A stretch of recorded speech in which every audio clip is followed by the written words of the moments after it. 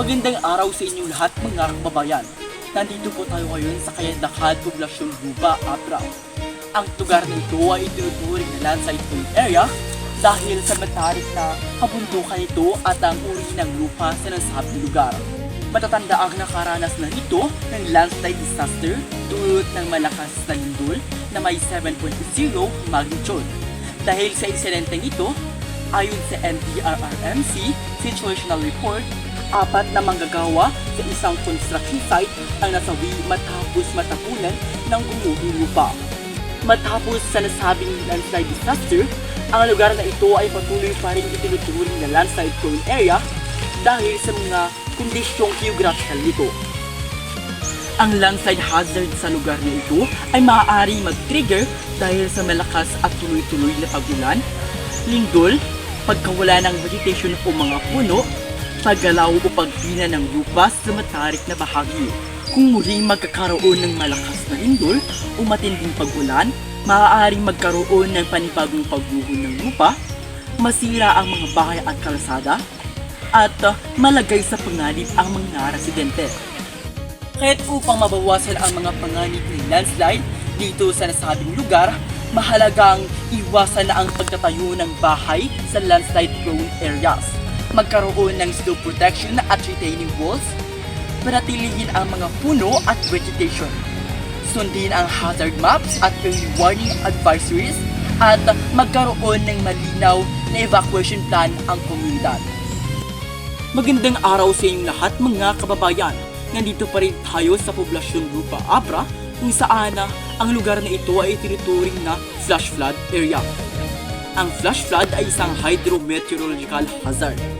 Ito ay ang biglaang pagbaha na mabilis ang pagtaas ng tubig sa loob lamang ng ilang minuto o oras matapos ang matinding pag-ulan.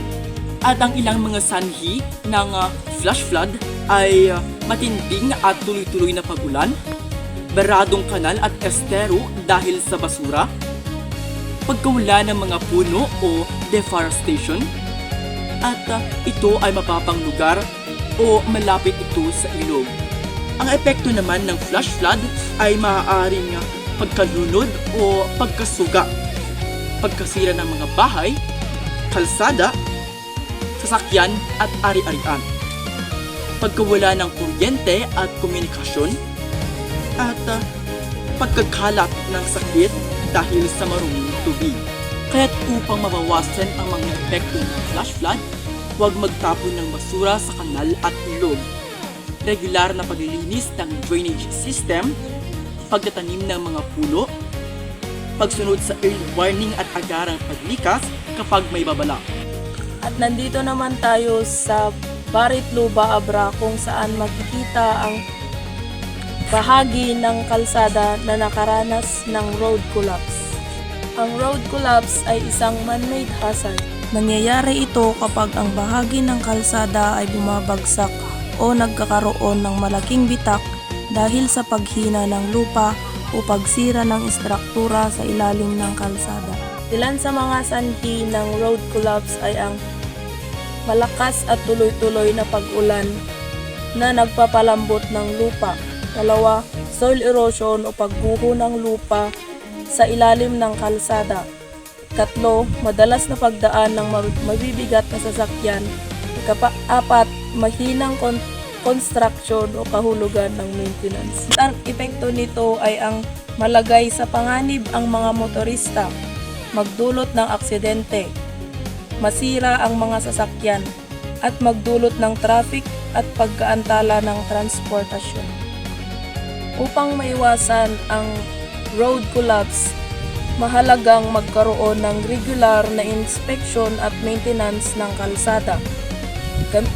Gumamit ng matibay na materyales sa paggawa ng kalsada. Maglagay ng warning sign at harang kapag may sira ang kalsada. Agarang i-report sa lokal na pamahalaan ang mga bitak o sirang bahagi ng kalsada. At nandito naman tayo sa Lusong Luba, Abra, sa gitna ng bukirin na apektado sa tagtuyot. Makikita natin dito kung paano nagiging hazard ang kakulangan sa ulan ng mga tanim at kabuhayan ng mga magsasaka. Ang drought ay isang hydrometeorological hazard. Ito ay nangyayari kapag matagal na kulang ang ulan, kaya bumababa ang supply ng tubig sa lupa, ilog at iba pang water sources. Sa lugar na ito, makikita natin ang tuyong lupa. Karaniwang sanhi ng drought ay kakulangan ng ulan, mataas na temperatura, at sobrang paggamit ng tubig sa irigasyon. Ang irigasyon ay sistema ng pagdidilig. Dahil sa tagtuyot, nasisira ang mga pananim, nabawasan ang kabuhayan ng mga magsasaka, lumalala ang kakulangan ng tubig sa mga reservoir at ilog. Upang mabawasan ang epekto nito ay gumamit ng water efficient irrigation, mag-imbak ng tubig para sa irigasyon, magtanim ng drought-resistant crops, panatilihin at protektahan ang mga puno at kagubatan. At nandito naman tayo sa Lusog Luba Abra kung saan makikita ang kurbadong daan. Ang ganitong klase ng mga lugar ay maaaring maging hazard lalo na kung ang mga motorista ay hindi maingat.